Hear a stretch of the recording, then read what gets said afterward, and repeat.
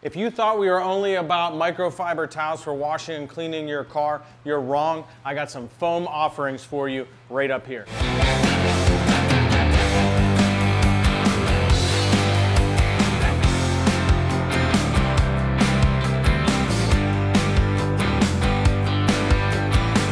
All right, so I'm going to tell you briefly why we love these pads, and I have a whole other video that shows the whole process we used to color correct or paint correct a Corvette the other day. So these pads I like because they're fairly stiff, and we have everything from a medium cut here to a fine polish to an ultra fine polish, but they're pretty stiff and they flare out at the end. So what this allows you to do, this is a 6-inch pad, but it's actually wider than 6 inches at the bottom. So this will go on a 6-inch polisher, but it allows you to stay away from, you know, certain areas that you might butt up against that the backing plate on your polisher may otherwise hit. So I like it for that. I like it for its stiffness. I can use it with some of my medium cut polishes to both cut and finish, so it makes great one step. And then we have the fine polish and the ultra fine polish for finishing it out. And what we have here is we have